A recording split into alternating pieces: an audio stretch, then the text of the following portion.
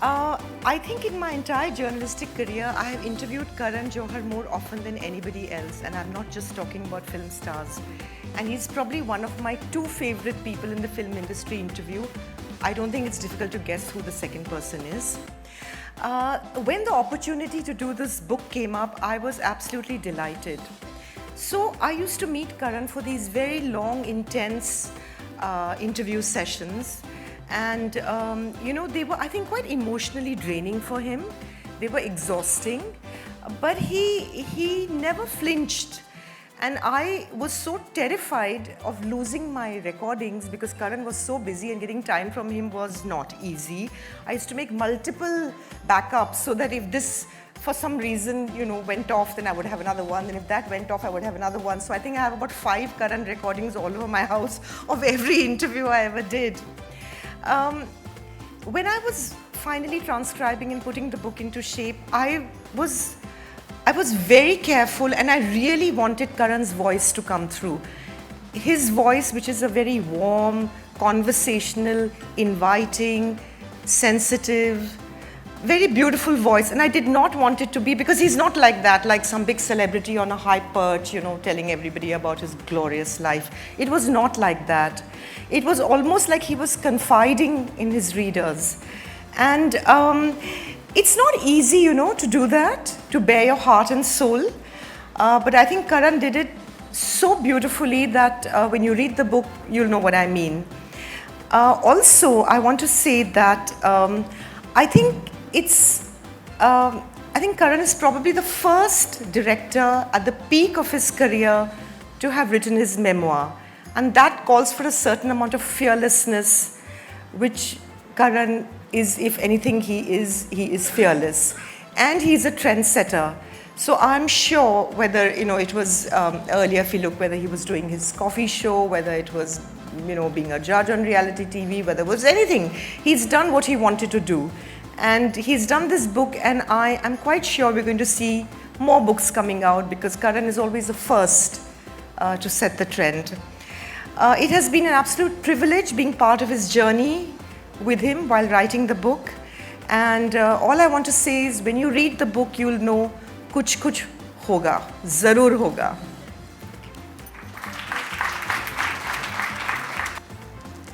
Thank you, Millie. Good evening, everybody. When I was given the opportunity to create an imprint of my own, it was really an unprecedented honor, and I felt all my years as a writer somehow came together at that moment, because there's so much trust that is invested in someone who's given that responsibility. And I like to believe that I have handpicked winners, like Karan has handpicked winners. When I asked Karan whether he'd be willing to do the book, initially there was a little amount of hesitation, but like Millie has mentioned, like Poonam has said, there's a certain spontaneity and a positive energy about him which is unbeatable. She's talked about him not acting like a celebrity. It's that very aspect of Karan's life that I find so endearing.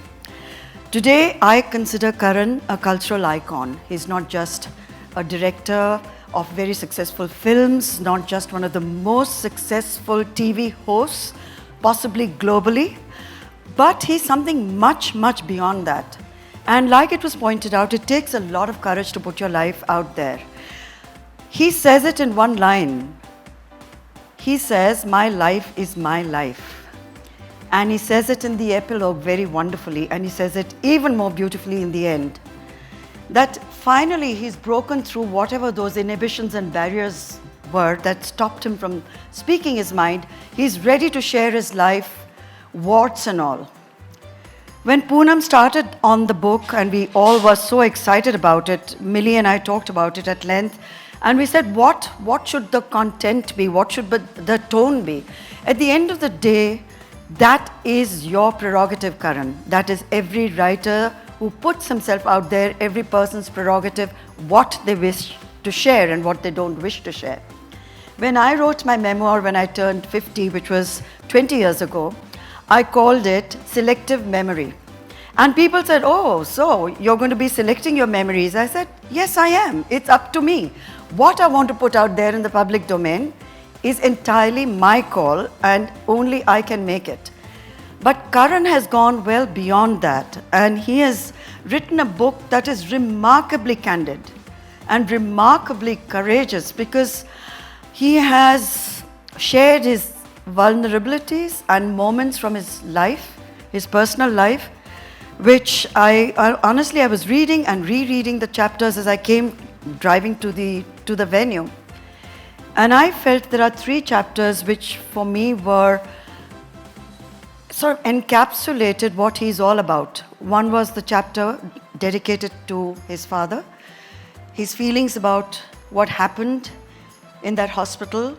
Post that, when he came home, his mother, who plays a fantastic role in the book, and of course the Shah Rukh Khan chapter, also written with so much love and at the same time so much truth.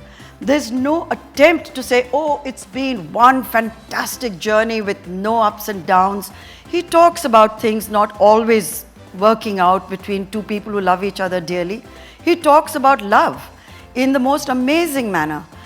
But behind all of it, what will come through is how each one of us is really quite lonely, and how to cope with that loneliness, and how not to let it get you down, but how it can actually be translated into a positive force in your life, which can lead you to create movies or music or books or poetry or paintings. It's the loneliness that starts the book, and it's loneliness which actually ends the book.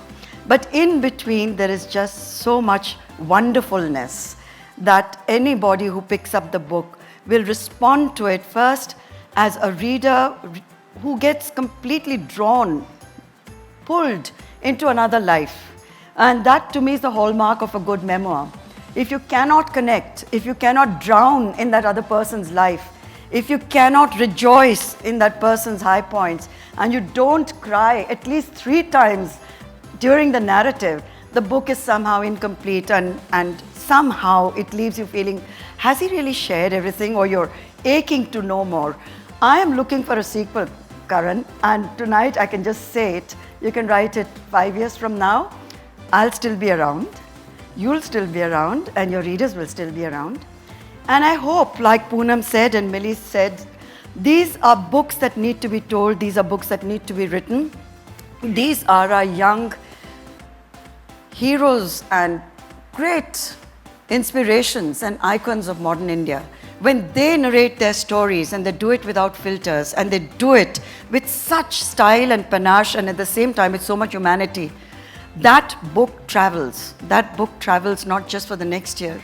It's going to travel, Karan, for your entire life. And there'll be people who'll come up to you and say, I read it when I was at this age and it made such a deep impression on me, because it has a lot of messages in there without it being a message book. And I'm so proud of it, and I'm so proud that we had the chance to work together. With that, I believe we're going to be in conversation.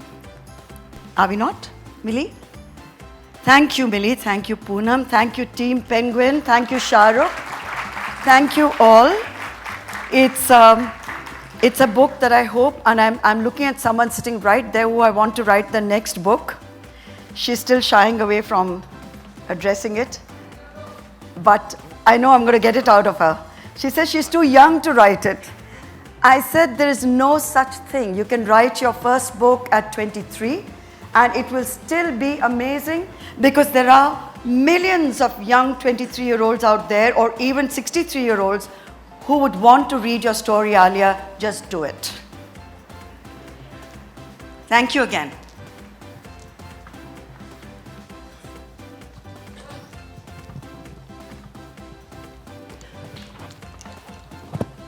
So Karan, let's get the easy stuff out of the way right now. The easiest part of the book, right? Why is India obsessed by your sexuality? Easy. Well, that's for some reason, as I said, the word conjecture is a word I use very often on my talk show. Well, that is because when people don't have final answers, they tend to kind of, browse around the topic always. And so have I. And but in the book, I've said what I felt the need to, and I've said it in a way that I felt I needed to express it. And there's really nothing more to say. So I think that every answer anyone's looking for is in the book. You know, there are several moments in that book where you talk about people confronting you at airports, Yeah. at parties, and saying the most gross things, the most insensitive things, and you come back to them is sassy but also a little sad. Why should anyone have to explain any aspect of their lives at all or defend it? I think Why? people sometimes, when you're in the celebrity zone, I think people tend to sometimes just not know what to say. Like I feel like when they encounter you, they either tend to overcompensate and say exceptionally polite things, or they'll say the most inappropriate things to you. I think anyone who's been in the celebrity space will tell you that you'll have people come and say the most overfamiliar things to you at times. And sometimes because they think that they own you because you're in their living room on a daily basis, perhaps because of my television exposure, or the fact that one is around and all over the place, they feel they have an ownership over you. And sometimes that allows them to kind of cross the boundary of decency. And they'll say things that are inappropriate. And you'll have to stand there. Sometimes you can give a response back, which sometimes goes over their head, because it's not a straight-lined answer. And sometimes you use sarcasm, which also sometimes doesn't get a response. Sometimes all you do is just, like Shah Rukh told me the other day, that now when people say things, he just nods. Because there's nothing else to say. Sometimes you just nod because people say the most bizarre things, and sometimes it's members of the fraternity, sometimes it's members of the media within the fraternity, sometimes it's random strangers at an airport, and you have to just deal with it. There's nothing you can do. You can't. At least I'm not the guy who's going to start getting into a fight, because I don't think I'll have the ability to handle it if I was at the receiving end. So I just let it pass. May I share that one moment at the airport, which is in your book, so everyone's going to read it anyway, Right. where a person comes up to you, his wife is with him, and he walks up to you and says to you, "So, are you a homo?" Yeah. And your response is, "Why? Are you interested?" And I thought that was just fabulous. That's, the aplomb and the tight slap that probably the man warranted. Well, it was it was what came out, literally it just came out very because I thought it was an exceptionally inappropriate thing. And the wife was clicking a photograph of mine while he was asking me this question, and he asked me, patting me on my back. It wasn't just a car; it was an overfamiliar pat, as if I had we had dinner last night, and he decided to ask me this question early in the morning. And it's happened to me. It's also in the book when I was on the launch of a channel, and it was an early morning breakfast interview where I was asked an inappropriate question, and I was completely shocked that we were on national television. Of course, it never made it because they realized that it was completely wrong. Fortunately, it wasn't a live telecast. But sometimes you just wonder whether people just don't have the sensitivity or the decency, or use language to ask a question that may not come across inappropriate. There are various ways. I'm a member of the media myself. I host a talk show. And I know sometimes when you want to kind of ask something, you can circumvent it with words and vocabulary. You don't suddenly just go out there and ask in the pretense of being completely candid, or then irreverent, or perhaps overfamiliar. But the surprising part of the book, towards the end of the book, when you talk about maybe going on to dating sites, I found that fascinating, that you went on to an elite dating site and a date was set up for you in Tokyo, and you said, "Why should I go to Tokyo to meet someone?"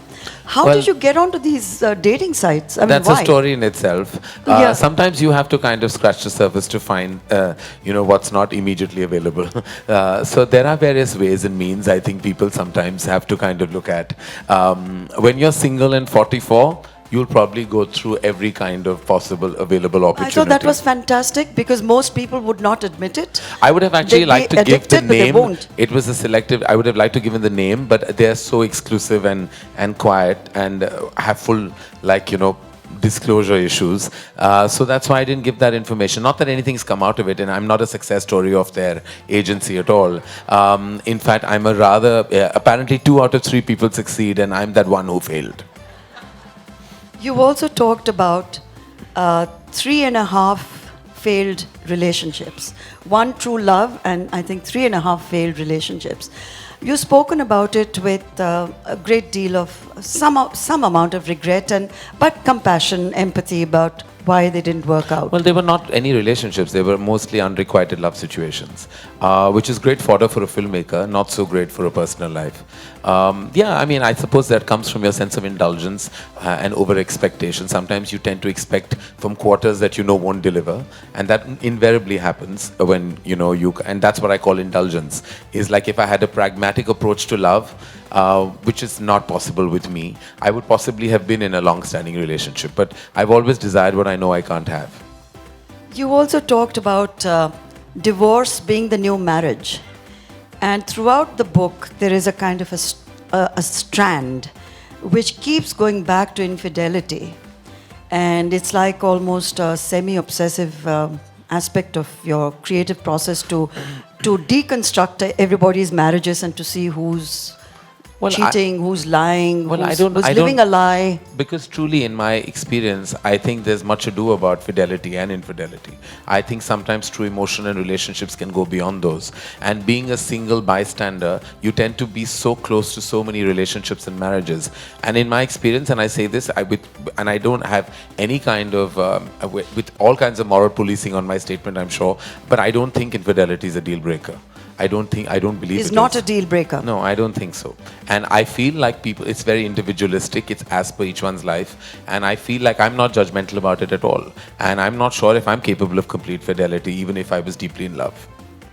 But in your film, when you're talking about the process where you were going to shoot the scene, very interesting conversation that you had with Shah Rukh, when all of you had second thoughts whether to go all the way and show Rani and him in bed or suggest that they've actually had sex, where you were advised against it, and even Shah Rukh was not sure whether it should have that scene or it should be like the Meryl Streep scene where it ends without them actually doing it. I was in a zone of abandon at that time. You know, I was like, I felt I had wings. I wanted to fly as a filmmaker. But when I look back, I feel like I remember very clearly, and I've said it, that when the scene was going on, I was watching it at a preview, and there was a very traditional couple watching it. And the moment Shah Rukh and Rani check into the hotel in Kabhi Alvida, the lady turned to her husband and he said, "Don't worry, dream sequence hai." And because they imagined that this is not possible. You know, in a Karan Johar film, it's not possible that this would actually transpire. At the moment they realized it was not a dream sequence, 5 minutes later they were out of their cinema halls. So I realized that, you know, sometimes topics like this are brushed under the carpet in our society. We don't like to watch what is startling and truthful on celluloid. We like to watch virtue and morality, say the right messaging. The moment you make viewing uncomfortable, the moment you say things that hit you hard, those are the films that bother you the most, and you have extreme reactions. Kabhi Alvida had extreme reactions. I had people come and say, I hated it. The only reason you can hate it if it's the truth of your home and it's the truth of your marriage. You can't hate that film otherwise. Or had people say, it's uncomfortable to see this film with my spouse, because what do you say after? Oh, I loved the film. What did you love about it? You know, if I hated it, then why did you hate it so much? You know, so it's basically, it was more a commentary. So the film did so much, and someone told me that it did so much better in the West because there's a culture of watching film alone. So there are men who went alone and women who went alone. But in India, we go as a couple or as a family, and it's an uncomfortable watch sometimes. I think that's changing. I see a lot of movies on my own in a theatre and I enjoy it thoroughly. I think I see a lot of other ladies also coming and watching movies. It's changing. Thank God. All right. There's a wonderful chapter on Shah Rukh where the first time you meet him and you go with a certain baggage because you're awestruck, you expect to meet a big star and you're completely disarmed because he's so normal, he's warm, he's caring, he's very respectful towards your father. They have a relationship completely independent of... I mean, it was, I remember the day so clearly etched in my head, like it's like it happened yesterday. I grew up with movie stars that were stalwarts, that were luminaries, that we literally looked up to, like Mr. Bachchan. You know, when he walked into the room, there was a sense of like, you know, like glory. Someone magnificent has walked in. So there was this stardom that I had realized, being a producer's son, stars were always put on a pedestal. We were always the poorer parties. We were the ones that had to kind of succumb to their stardom, look up to their full of awe, because they were the ones who made the movies happen. So I grew up feeling movie stars were like unapproachable entities. I had then lost track with the generation because I was in my college days, and I was touching base with my father's side of the business much later when he took me to meet Shah Rukh to sign him for Duplicate. And I had never met somebody who was a young movie star, who was so loved at that time and everyone wanted him in their movies, who was this animated, this conversational, this, what do I say, just this real person. So I was in shock. And the fact that he respected my father so much, the fact that he showed that respect meant the world to me, because up to that point I felt like my father had not had the best run at the movies. Even with certain people and relationships. And when I saw Shah Rukh give him that love, I think I fell in love with Shah Rukh at that moment, because I saw the love he gave my father, and that to me meant the world. Nothing else mattered. There's a lovely insight also when you talk about your father. I think that was beautiful, where you said that despite him achieving success by the time you started working together, in his head he was still like a production person. So it was his instinct to carry the bags of stars or open car doors for them. Which my mother went hoarse trying to tell him, Yash, you're a producer, you're not a production manager, you shouldn't be doing these things. But it's wonderful that you share it. It was his instinct, he couldn't help it. He just couldn't, like, whatever, and it was like, and I, of course, was born like I was a movie star in my head. Even though I had nothing, in my head I was always royalty. For some reason, I don't know where, my mother always said, I don't know where you came from, because, I didn't have their value system, and I was always somebody who lived beyond my means. It was because I was pampered by my father. He allowed me to believe that. He really, when I was 150 kilos fat, thought I had 5 kilos of puppy weight that I should lose. He thought I was the most gorgeous looking son. Could have been a film hero, knowing very well I knew my personality would not allow me to be a lead in a Hindi film at all. But he thought he could have launched me. When we were talking about my first film, he said, "Tu thoda patla ho ja, tu kar sakta hai hero ka kaam." And I was like, at that point, I was like, how do I get love and balance it with delusion? Because, my mother secretly, I think, always knew that I was not meant for certain things. But my father just loved me unabashedly. There's also a wonderful moment that you talk about when Kajol, who you now don't have the same relationship with any longer, but maybe you will in future, when she told you that if you want to establish you want to assert yourself on the set, just come and shout the hell out of me, just come and yell at me to show that you're the boss. And you were faking, you were faking it, she was faking it. But I thought that was very generous of her and very smart of her to think of that. You were young, you were nervous, she was a huge star, and she says, just come out there and shout at me. Yeah, and it's true. It's what happened. It's what's in the book, as are many other things. Kajol, I think enough has been said about recently, especially when excerpts of the book have been out. So I don't want to say any more about the fact that we have great history, and I want to remember just the history that we've shared. This is a moment in that history of nearly 25 years of a friendship. And sometimes chapters end, books end, relationships end. But yet, you talk about when you hugged Shah Rukh at Deepika's party, and suddenly, whatever tension there may have been, melted away. That one hug, there was so much love that was exchanged, and it was all eliminated. I think there are ups and downs in so many relationships, but with Shah Rukh, it's there is deep love. There's no other way of communicating the respect and love that I have for him. And I that ours will be a dynamic, and ours will be a relationship, and ours will be a connect that will be forever. It's only because my love for him has only grown over the last 2 decades. My love for his family has been so constant and consistent. And the fact that I think that their home is like a home for me in this city means a lot to me and my mother. My love for him is beyond work. My love for him and his family is beyond what he and I do professionally. It really is now a soul connect. I think we were meant to meet in this world, and I think it's because of my father that we have this connect, and we could possibly have our down days and our humongously up days, But what we cannot ever forget is the unabashed love that will remain, and the respect, more importantly, that I think has not been diminished, no matter what. It has a lot to do with both of you being successful, very successful in your own right. You say that friendships in show business can only succeed if the two people involved are equally successful. Is there something like friendship at all in showbiz? I've made some very strong friendships. Everyone in this room today is from my industry. My relationships define me. We're low on family. We have very few relatives that we're really connected with, me and my mom. So most of my personal connections are my family, and they're my extended family.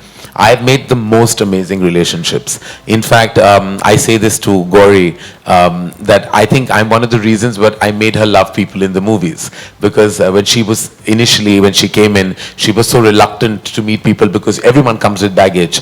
But some of my most deep equations and my most solid dynamics have been with people from the movies. So I think it's very unfair to say that relationships, yes, you go through ups and downs and there are always turbulent times. But I have to say that the soul and heart I've found within the fraternity and the industry has been amazing, and I will cherish those relationships for the rest of my life. They're all still there in my life. In fact, I'm a very constant person. People who've been in my life for over 2.5 decades are still there in a very strong space. And finally, your book ends with your expressing a desire to perhaps adopt a child or have a surrogate child, and you talk about this child as your old age kind of policy, to insurance policy in old age. I think you have reason. I feel I have a nurturing quality in me, and I saw that most when I launched Alia, Varun and Sid. I felt like I can't let go of them even now.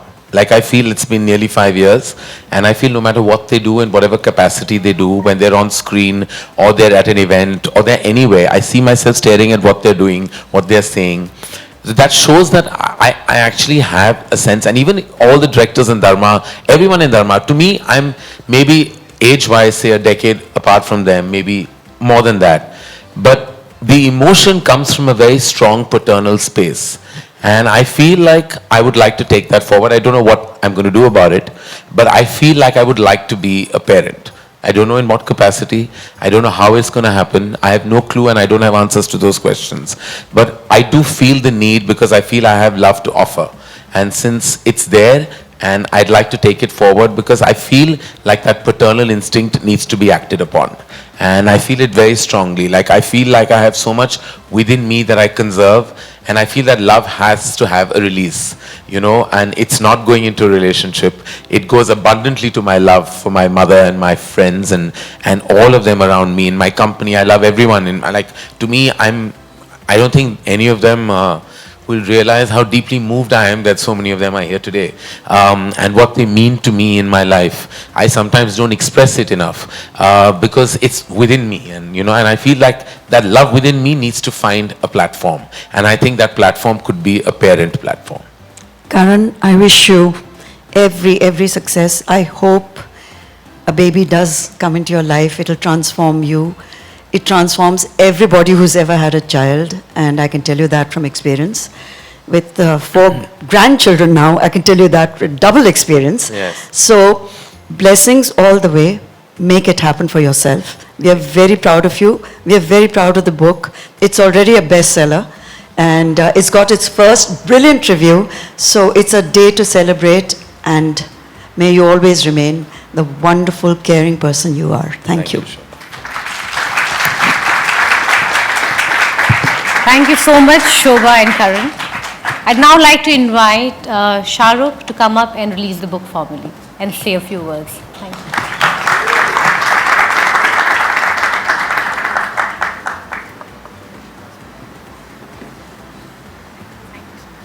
Do I say or do I leave?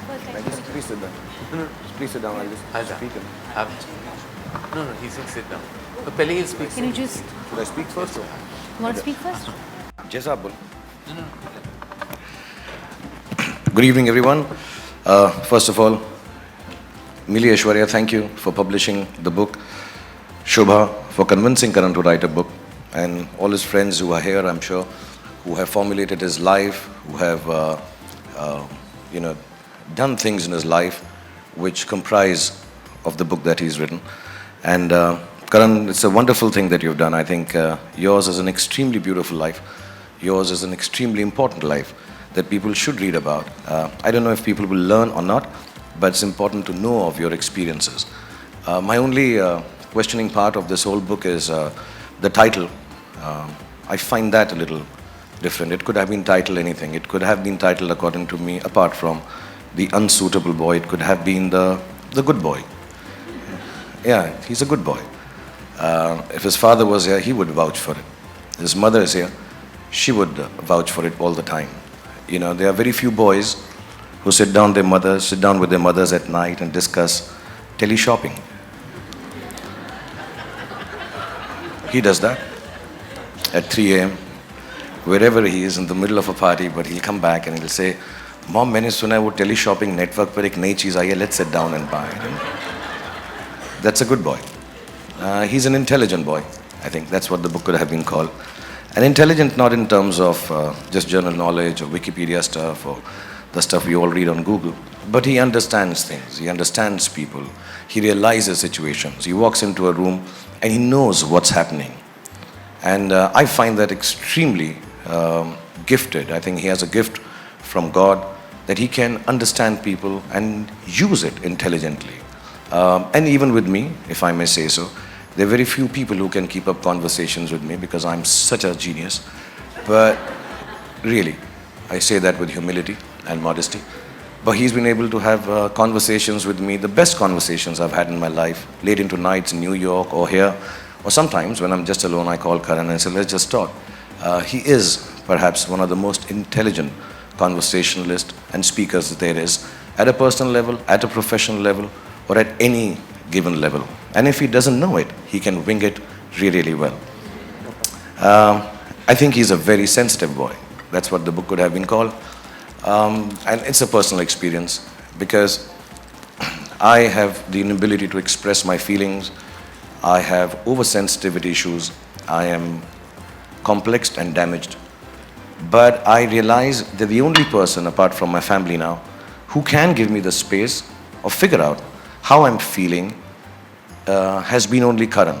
He can make out that Bhai is angry, Bhai is sad, can't say this to Bhai.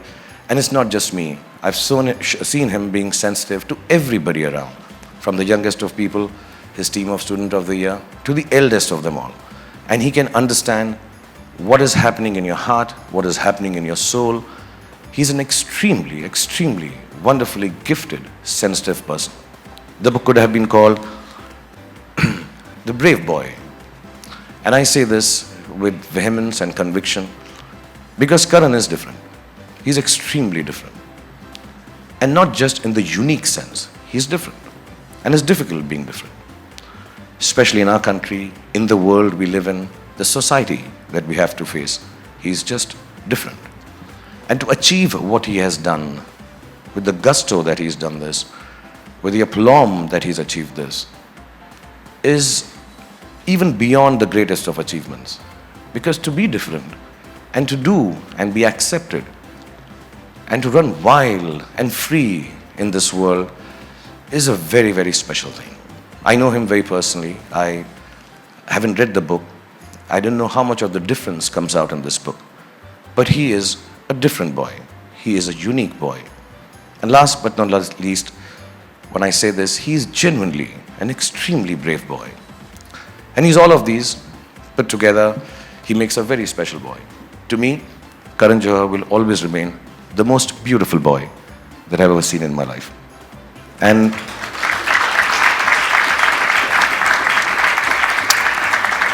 I'm extremely honored to be here.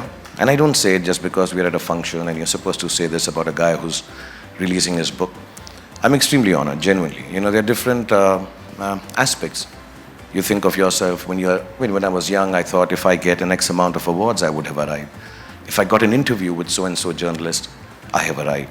If I made it to the cover of a magazine, specific one, I genuinely believe 25 years of work, 51 years of age, I truly, and I thank you from the bottom of my heart for this, I truly believe my children, my wife, and myself, we truly have arrived because I have a full chapter in your book. So thank you so much.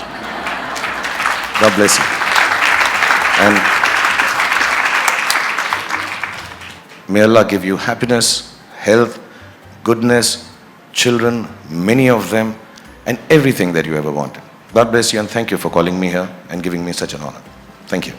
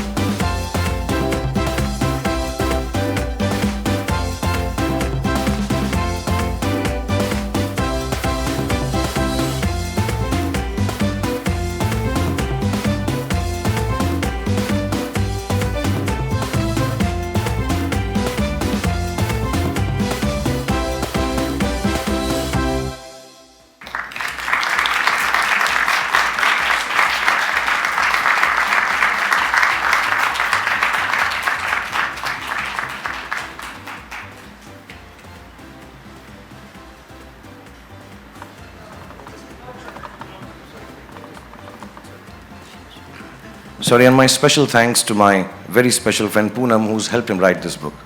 I understand with the paucity of time and running around that he must have given you. Thank you so much for convincing, all you ladies actually. Thank you, this is a very important book. God bless you all for making him do this. Thank you. With that, we come to the end of this evening, but we have a lot of books available here which you can buy and get signed by Karan.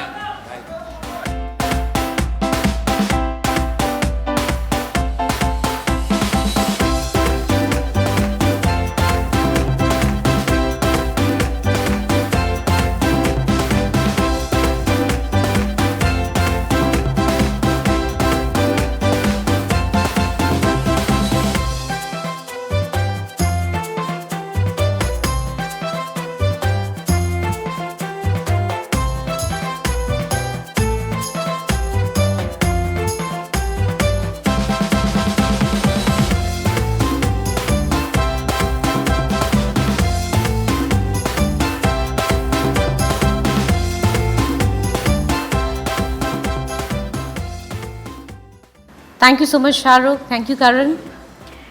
And thank you, all of you, for being here on this special evening. Yes. The evening will go on. Karan is a beautiful boy. He's also a very nice boy. He'll sign copies, I think, for all the readers here who have come from far. And thank you again for being here. Thank you so much. I'd like to personally thank all the members of the media who've come here today. Thank you very much. It means a lot to me. All of you have been a big part of my journey, and from the bottom of my heart, thank you for always being so supportive. And many of you are friends in the house, and the ones who are not will always remain special, because most often good things are written in. I also have to say that all my friends and everyone at Dharma who have shown up today, thank you so much. You know who you are. You mean the world to me. You are my world. Thank you, Mummy. I love you.